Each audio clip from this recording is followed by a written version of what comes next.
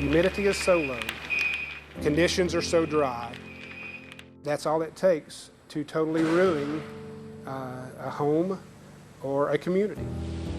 We're right here at Westgate Resort, and this whole place is on fire. 911, where's your emergency? The elevator's on fire. We're burning. I was so thankful that we would pass out so that they didn't have to experience anything more devastating than what they had already experienced. You just realized the magnitude of the situation was becoming a tragedy. I want to be home. I just want to go home.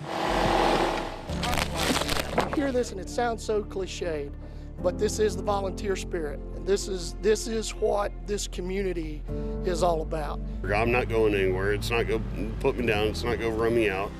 This happened. I'm coming back. We're Gatlinburg strong. 8 years ago, on November 28, 2016, the Smokies and nearby communities in Sevier County burst into flames. Tonight, we look back at the devastation from those wildfires and the resilience of the people in those mountain communities. Thank you for joining us. I'm Robin Wilhoit.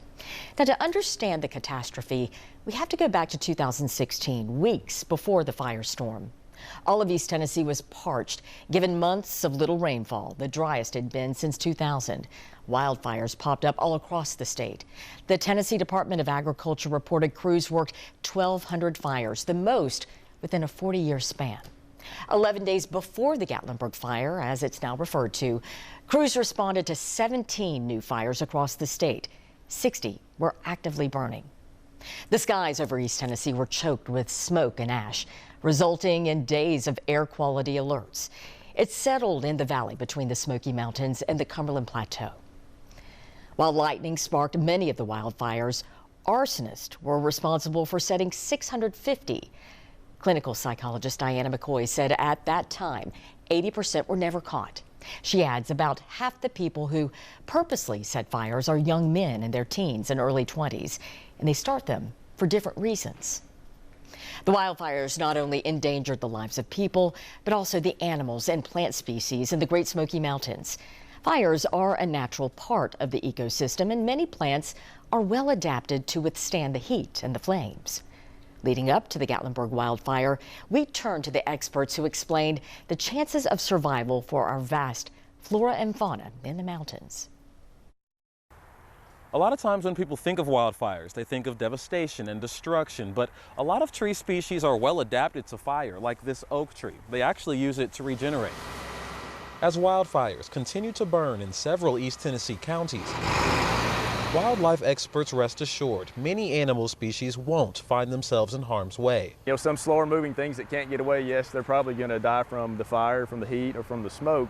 But by and large, animals are able to escape the fire unless it's really intense and really widespread. Matt Cameron with the Tennessee Wildlife Resources Agency says bears, deer, turkey, and squirrels alike are all benefiting from one big saving grace this year. The ground is just littered with these acorns. It's the #1 food source for many species living near the line of fire. We've got a lot of acorns on the ground. Wildlife aren't having to move a whole lot because they can find the acorns. And that hasn't always been the case. Just last year, a shortage of acorns left many bears malnourished and vulnerable.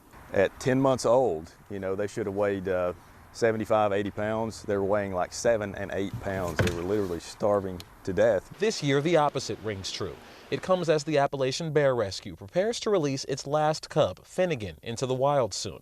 And when he goes, just like other bears already out there, he should be fast enough to escape any flames. They're going to do pretty well in them, and then they'll return after the fire's over with back into the landscape, and they can actually scavenge on animals that didn't survive the fire, so they could use it as a good opportunity for feeding. And as long as the fires stay at low or mid-level intensity, wildlife experts say people will be amazed at the regeneration that comes in the spring. 10 days before the Gatlinburg fire erupted, the East Miller Cove fire was burning in Walland, 300 yards away from the elementary school. Blount County firefighters racked up 2,000 hours in overtime to contain that 1,600-acre fire. Then Tennessee Governor Bill Haslam made a stop in East Tennessee to assess the situation. He expressed his frustration at the many fires set intentionally and wanted to see those people prosecuted. These folks are working on the side of mountains, and they're working long hours. It's not like they can say, oh, we're going to go take tomorrow off because it's Thanksgiving. They're committed to getting these fires out. That Wallen fire in Blount County forced school to be canceled for 320 students. Fortunately, in that fire, no one was hurt and no structures were lost.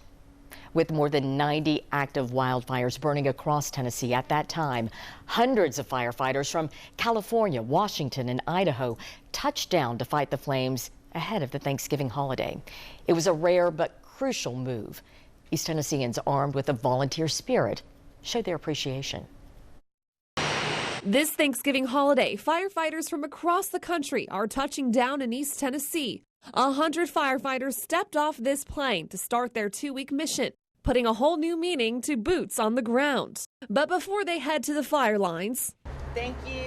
They got in line to have a Thanksgiving meal, prepared and organized by strangers. We just want to love on them and let them know that thanks, we appreciate what they're doing. Kim Carpenter felt the need to give back this Thanksgiving to show her appreciation for these men and women who aren't with their families this holiday. I love it, watching them enjoy it and the camaraderie and the community love on them. It's so fun. Hey, what would you like today? Oh, I think the Pepsi be fine. All the crews dished up and sat down to enjoy their meal with their firefighting family. For one firefighter, this Thanksgiving is the 4th time he's left his family to fight fires.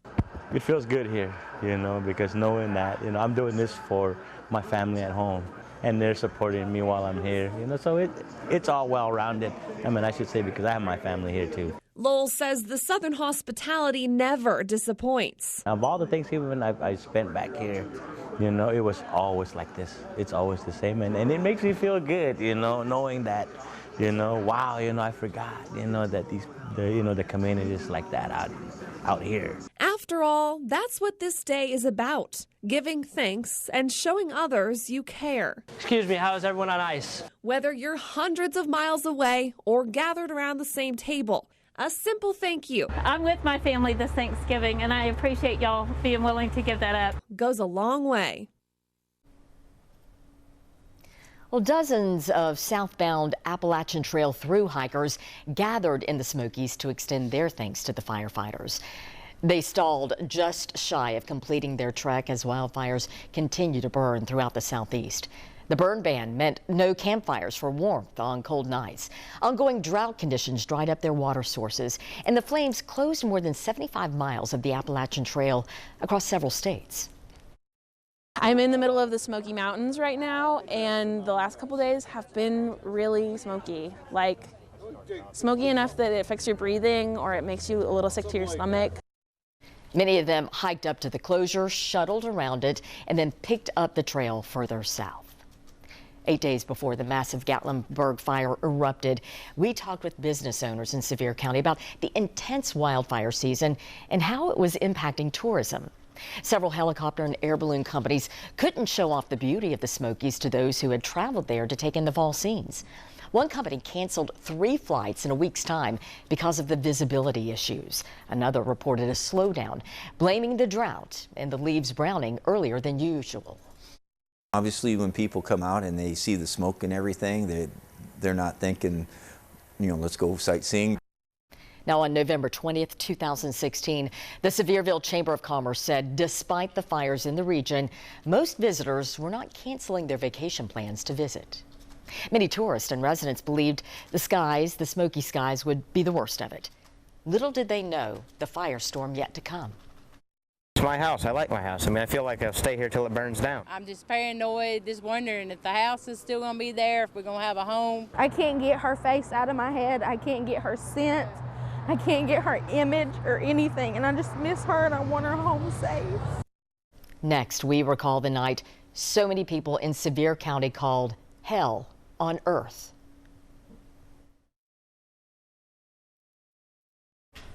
On November 28, 2016, a wildfire in the Smokies erupted into a firestorm. 14,000 people were forced to evacuate their homes, businesses, and hotels. Many had to blindly navigate the winding roads consumed by smoke as they desperately attempted to escape that danger. They dodged down power lines and smoldering trees. A mandatory evacuation was in place by 6 o'clock that evening, but even before that, people were fleeing. We sat down with two men who made that harrowing escape. They recount the terror of that night. Go, go, go, go, go, go. In a race against the wildfires. Everything is burning around us, every cabin, everything. A 15-minute drive down a mountain in Chalet Village turned into a life or death escape. That's where we got stuck. Stepbrothers Michael Luciano and Anthony Fulton say they had no warning of what was coming, other than red embers flying through the air. I said, we got to go, and when we went, I could not believe what I just seen. Everything was on fire.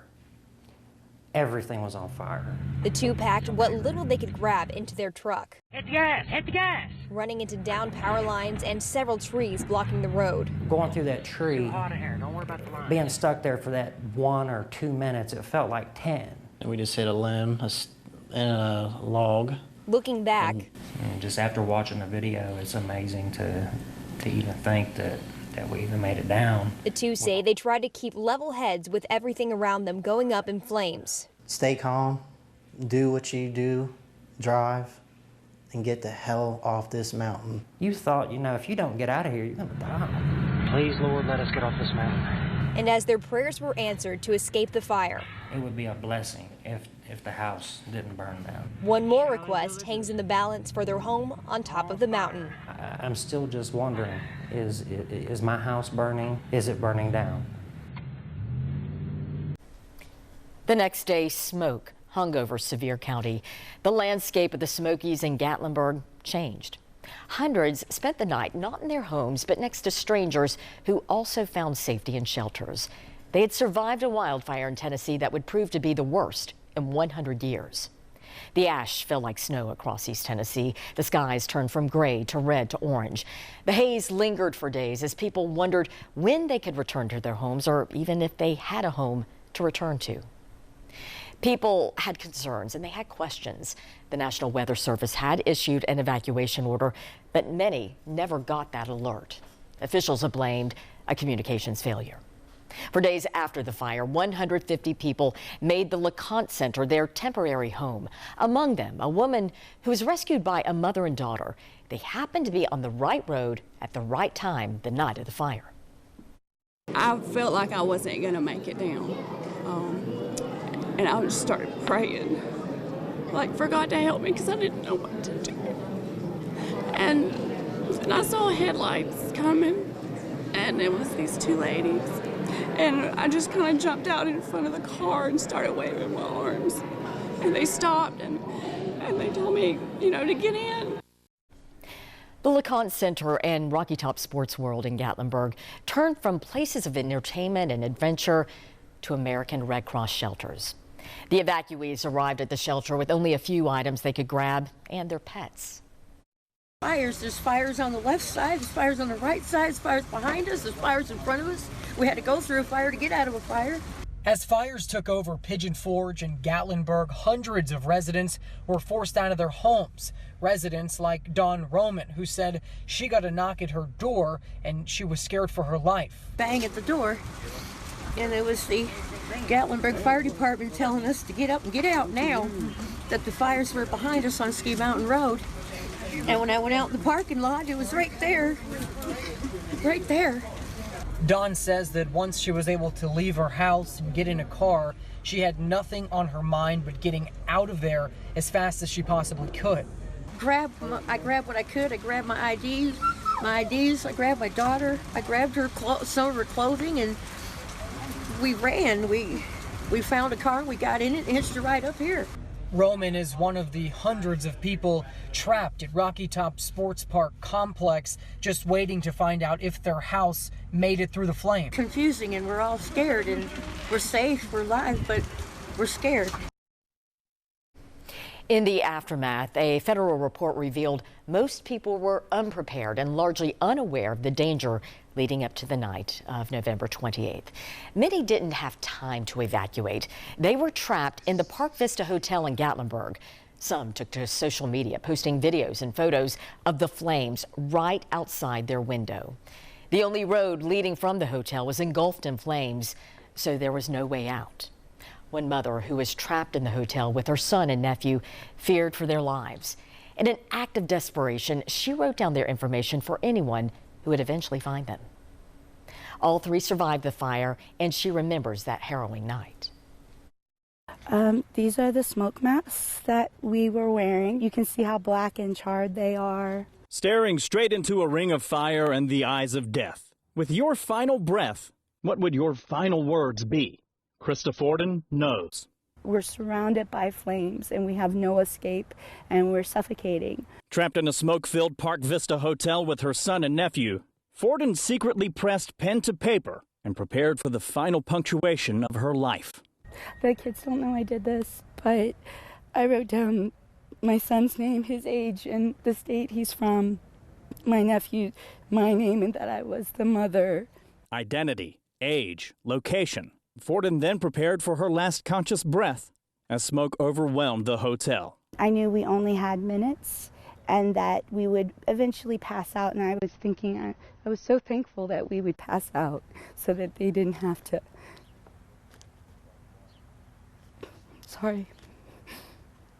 Experience anything more devastating than what they had already experienced.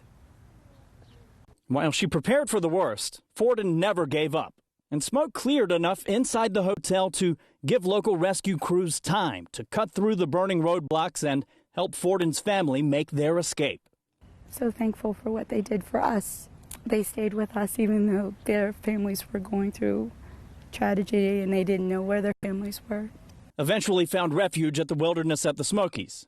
Her family's inhaled a lot of smoke, but they are still breathing. And although this was not their last gasp, if it had been, Forden knows what she would say. And the final sentence of her note, prepared to part ways in peace. And then I wrote that say we love you and we are cuddling, calm, and at peace. I can't believe we lived through it. Well, on the night of the fire, Reba Williams and her husband were told to leave the Westgate Resort near Gatlinburg, but it was impossible. They were stuck in an elevator for hours. Their first call to dispatchers went out at 8 that night. They were told help was on the way. So they waited and waited and waited. 7.5 hours later, both she and her husband could see a red glow coming from the bottom of the elevator. Knowing this could be the end, Reba called one more time, hoping, praying for a miracle. Right here at Westgate Resort. As Westgate Resort burned, around 4:05 a.m., a 911 call came from inside an elevator at the 4000 building.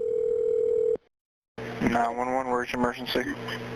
Hey, the elevator's on fire. We're burning. Where are you, ma'am? Please send help. Where are you, ma'am? Westgate Resort. Reba and Joe Williams were trapped inside. The dispatcher stayed on the line to help in any way he could. Ma'am, they're getting up there as fast as they can, okay? If you can use any of your clothing to put over your face, okay, to help you breathe. Any clothing that you can get, put it over your face. The dispatcher continued to tell Reba and Joe to get as low as they could and cover their faces with clothes. Just pray. They're on their way as fast as they can get there, okay? Units started to respond. The dispatcher stayed on the line. Just try to control your breathing as much as you can. Keep the clothing over your face.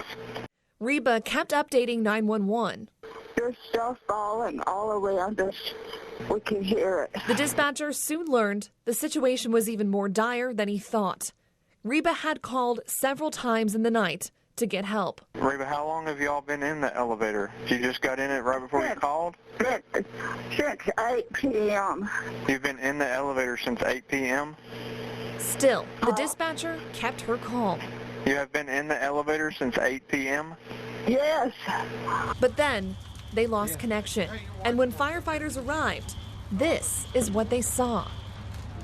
But they didn't give up. They pried the elevator door open and found Reba and Joe Williams inside. Reba was unconscious. We have located and rescued both people in the elevator in the 4000 building. The EMS is on the scene. And when they went back the next day, the only thing left of that building was the elevator shaft. Now, months after the fire, the couple met up with the men who saved their lives to share their gratitude. Thank you. You guys just put your life on the line. I mean, everything was going crazy that night. Well, thank you so much. We're just happy you're doing all right. Firefighters James May, Lonnie Poor, and Matt Burrell were members of the Andersonville Volunteer Fire Department. If it wasn't for God and the situation lining up the way it did, it could be a different outcome. So, but you know, I was very happy to see everybody work together for the first time and work the way we did and get the job done. So. And those firefighters carried an unconscious Reba down 3 flights of fiery stairs. Her husband followed. The heat was so intense it melted one of their helmets. Firefighters say they train for all possible scenarios, especially in a county with a national park that draws millions of people each year. They say what happened in the Smokies is the absolute worst case scenario. Nearly 2 months after the fires, officials confirmed 14 people had died. They left behind families who loved them and memories beyond measure. The heartbreak of the Gatlinburg wildfires can be summed up in the faces of the fallen. I really thought that we'd go find her in a cabin somewhere. You know, I really believed in my heart that she was alive. And them girls, this was the last thing that I thought. No, I never thought that she'd be dead, or the girls. Earlier today, we learned the tragic fate of Michael Reed's family. His wife, Constance, was found alongside their daughters, 12-year-old Chloe and 9-year-old Lily. Constance's mother was overwhelmed with emotion when she learned what happened to her daughter. It's the hardest day of my life because you don't want to bury your children. Your kids are supposed to bury you. It's the hardest day of my life. The couple's love for their community was seen every Tuesday night when they volunteered at the Smoky Mountain Area Rescue Ministry. Church friends of the entire Reed family say they all accepted Christ into their lives within the past month. We also learned today about Brad Phillips. He was a retiree working with the federal government for several years. His wife was visiting family friends in Florida when the fire started. Sevier County suffered a big loss as news of Reverend Dr. Ed Taylor's death spread today. His son Eddie told us officials believe he died from smoke inhalation. Reverend Taylor pioneered the wedding industry in Gatlinburg and presided over 70,000 weddings. 75-year-old Mae Vance, a grandmother who filled her time with family, animals, and gardening. Vance leaves behind her husband of 53 years, James, their 2 sons, and grandchildren. 70-year-old Alice Hagler moved to Gatlinburg with her son. Until recently, she had been an employee at the incredible Christmas place in Pigeon Forge. Her co-workers say Alice was soft-spoken but very friendly and loved to visit with guests. Canadian couple John and Marilyn Tiegler, both in their 70s, had just celebrated Thanksgiving with their daughter at their Gatlinburg vacation home. They were killed along with their dog when they tried to escape the flames Monday night. The pair would have celebrated their 50th wedding anniversary this year. The Summers family had come to Gatlinburg from Memphis for a birthday celebration. The family became separated when trying to flee on foot. John and Janet Summers, both 61, died. Their sons, Branson, and twin brothers Jared and Wesley were taken to Vanderbilt University Medical Center. Jared was released from the hospital on Thursday. Friday, the brothers sent out a statement thanking the public for their prayers and support. Wesley Summers also wanted people to know he believes their mom and dad died happy. It was a wonderful weekend. He said my mother and father, they were absolutely happy. They were the first time they've been with the family on a vacation in 4 years or so because of work and all these other issues. And he wanted everybody to know that my parents, I believe, died happy. They were the happiest they'd ever been. Just keep praying that everybody can get through this terrible nightmare, because it's never going to end. Robert Haney's body was found at the Travelers Motel in Gatlinburg. The man, originally from Mississippi, moved there in 2005 after Hurricane Katrina. Haney loved music and worked at various restaurants in town. He was part of a tight-knit group of friends who lived at the motel. He was 63 years old. Pamela Johnson was the last person to be identified. Her family never stopped searching for her until her remains were identified. Johnson was a grandmother who worked at McKinney's Market in Gatlinburg. Many people called her Miss Pam. Johnson was last seen at the Travelers Motel. Officials confirmed her death January 27th. She was 59 years old. Days after the fire, resources poured into the mountain town from across the nation. It brought hope for change and the chance to rebuild and build back stronger. That's one of the things, the biggest things I miss is getting up in the morning and looking at the mountain, but we'll get it back. I'm here because I love it here. This feels like home, and it'll always be home for me. Ahead, more stories of faith, rebuilding, and moving forward. We're going to be okay. We're going to be back. We're going to be back stronger than ever. It has been 8 years since the 2016 Gatlinburg fires. In the aftermath, the stories of tragedy, loss, and despair would eventually turn to hope and the desire to build back mountain strong. This was the view of Gatlinburg months later. Debris remained, buildings destroyed, livelihoods lost. But in the years since, Gatlinburg and its people did not give up. They've forged ahead. The Great Smoky Mountains have rebounded. The fall leaves continue to pull in millions of people. Businesses and homes now stand where charred debris was piled up. While the fire took lives and livelihoods, it did not strip the strength from the people of Sevier County. More than 200 Tennessee Army National Guard soldiers were mobilized in East Tennessee to assist in the recovery. Crews from all across the state removed the remnants, dropped water, and conducted welfare checks. In the midst of that, one message rang clear. You hear this and it sounds so cliched, but this is the volunteer spirit, and this is what this community is all about. The American flag, it symbolizes freedom, resilience, and hope. Many were lost in the flames, but one man braved the dangers to save and preserve the Stars and Stripes. In the middle of the chaos of trying to put an end to these wildfires, crews worked tirelessly to put out the flames. But in the middle of all the devastation, one local police officer did something extremely special. When I saw the flag land underneath the debris, felt it was the right thing to do as far as that goes. I did not want to see it there and let it burn. Officer Jordan Henderson saw the flag and knew in his heart that he had to do something. I originally saw it and I folded it up and I was going to take it with me. And then I was looking at the Gatlinburg sign and I figured it'd be best to keep it here at home. So I cleaned it up and hung it up there. The sign welcoming you to a city that's been visited by millions, now a city that will need to be rebuilt. Officer Henderson says during the last few days, he's seen things he'll never forget. Kind of took me back a little bit because I was seeing people's entire lives that were taken away, and they haven't even had an opportunity to figure out if their homes were still there or not. So after taking that in and absorbing that, it was a little heartbreaking, realizing what you're actually looking at and understanding that these people have lost pretty much their entire livelihoods up here. Henderson says the Smokies have been a huge part of his life growing up and hopes the destruction is only temporary. We're going to astonish Gatlinburg. We're going to astonish the world. And people are still, in the midst of this, coming to Christ. And we're grateful for that. The flames could not stop the people from finding community.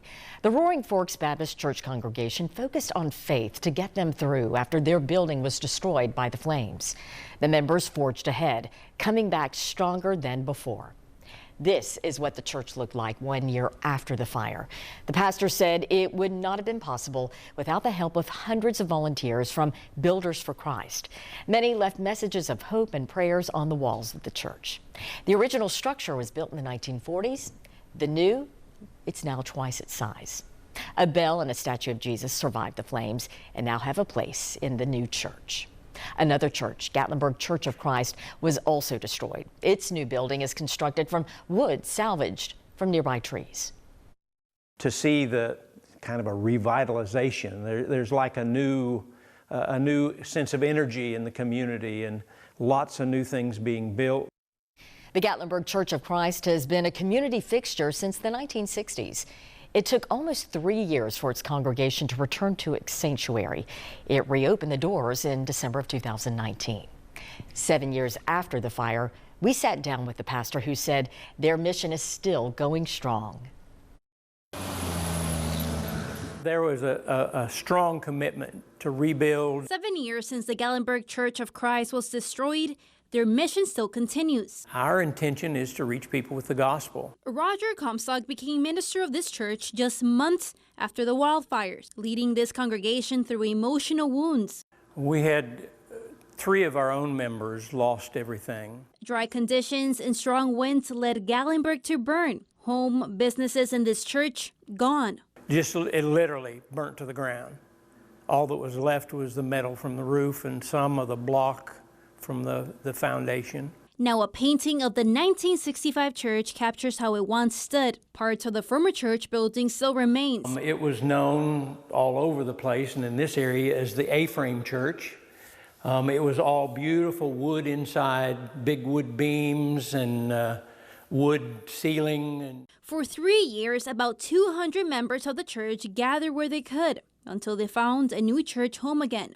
We didn't go out and ask for money. We didn't, put anything out requesting help. They just voluntarily started sending money. Years since the fire and reopening of the church is thankful for all the support. Everyone here in the community and from around the country. We wouldn't have this building probably if it weren't for their help. Some of the first photos we saw of the fire and its destruction came from East Tennessee photographer Bruce McCamish. His camera captured the smoke blanketing the city of Gatlinburg and the red skies above.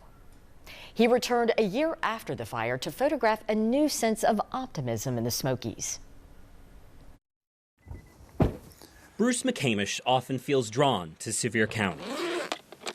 Drawn by his camera and drawn by a mission. To shoot it and to see the process and all the good things that are happening, it really does help cleanse those bad thoughts and memories from that night. Bad memories that a year later still haven't faded. As wildfire ran down the mountains into Gatlinburg, Bruce watched through his viewfinder. I felt like it was surreal. It wasn't a real thing that was going on. And in the weeks after, he witnessed the people helping, the lost pets, and the families in pain. When the smoke cleared, he kept coming back to the mountains.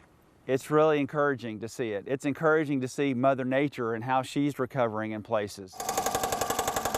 He captured Sevier County at its darkest hour, which is why now he wants to focus on the light. And this is hope personified. In all of his photography since the fires, he aims to show the positives.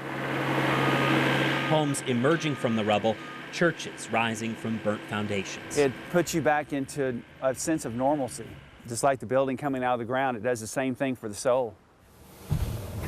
But even with a silver lining, the cloud of smoke never feels far away. This is one of the first images I took. As the flames swept through town, McCamish climbed a nearby fire tower. He had a panoramic view of the destruction. And this is Pigeon Forge here, and this is getting on up into the spur. And you can see the intensity of the flames. Wind battered the tower, but the images shook him more.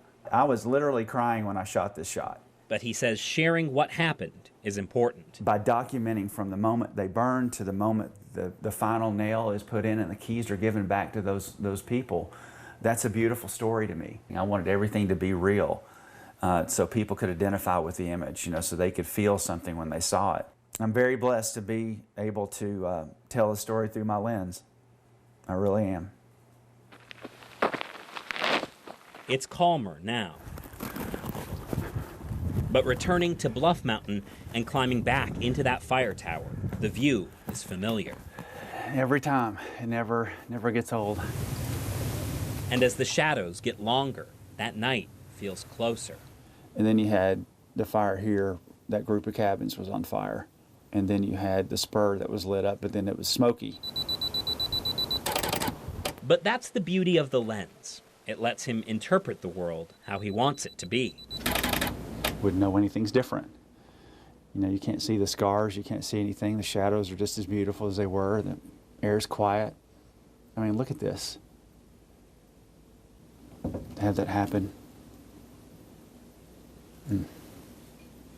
There's no words. Which is why he wants his images to make people think about what's next, not what happened before. Even though this was a catastrophic, horrific event, it's still just part of our story. And with every tragedy comes beautiful stories of humanity helping each other. And that's the story he and his camera were called to tell. Fueled by a sense of hope and remembrance, a permanent memorial for those who died in the wildfires and those who risked their lives to save so many now stands in Gatlinburg. The vision came 1 year after the fires, but it took 6 years to complete. On the day of the dedication, locals and people from across the country came to remember. Yeah, we fled for our lives that night. It was a night that we don't want to remember, but we thankfully did not lose our home. But you know, we certainly mourn with those that did, and the lives that were lost. And it's been a tough 6.5 years. Some chose not to attend the dedication, saying the pain was still just too deep. Well, Tennessee has long been known as the volunteer state, and men, women, young and old showed up en masse on the night of the fire and thereafter. The memorial in Gatlinburg is etched with the names of rescuers who risked their lives to save others. In downtown Gatlinburg, this memorial serves as a reminder of the devastation more than 7 years ago. I don't know how we didn't lose any firemen that night.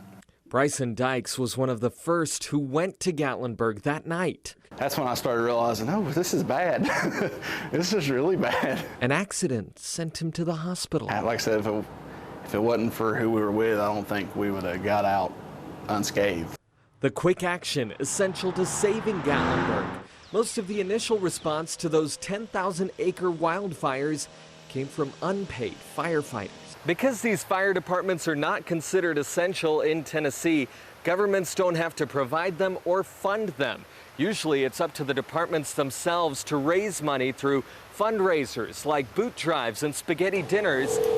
Seymour's Fire Chief John Linsenbigler works every day to manage his department across 3 counties, one of the largest volunteer departments in Tennessee.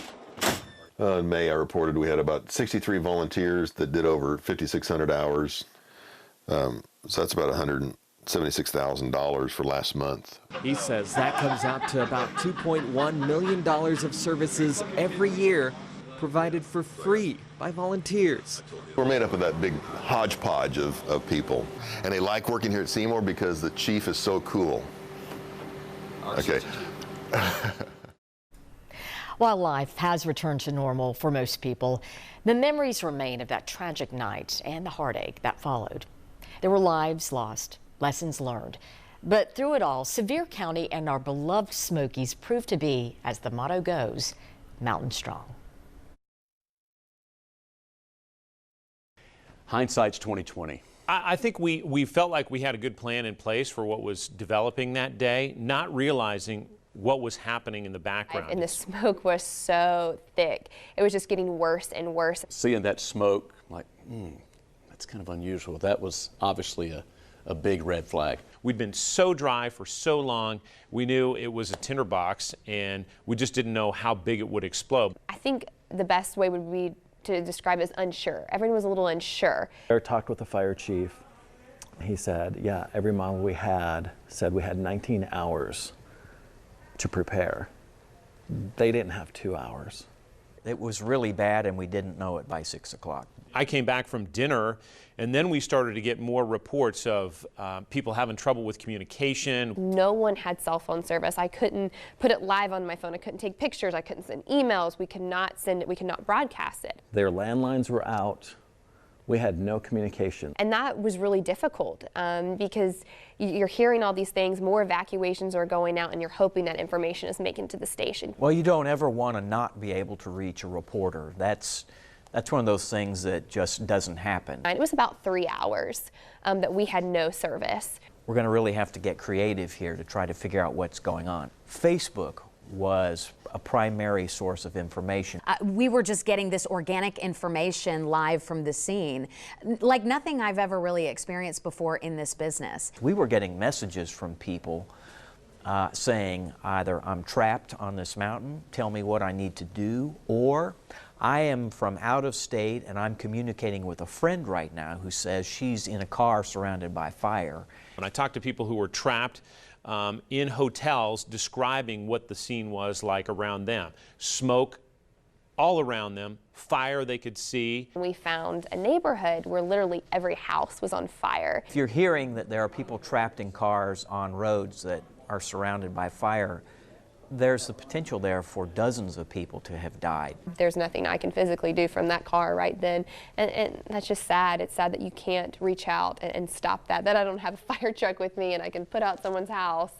There's nothing you can do. It's very uncontrollable. And it's just a matter of trying as best you can to be as thoughtful and make smart decisions and ensure you are dealing with the news as best you can to catch it. All you can do is get video and continue to tell the stories and share the information you have. Around 8:30 or 8:45, one of the last things we heard was everybody was leaving the fire station in Gatlinburg for a different place because they no longer felt safe downtown. And at that point, you were just hoping and praying that people were able to heed some of the evacuation warnings, to observe with their own eyes what's going on. We've got to leave now.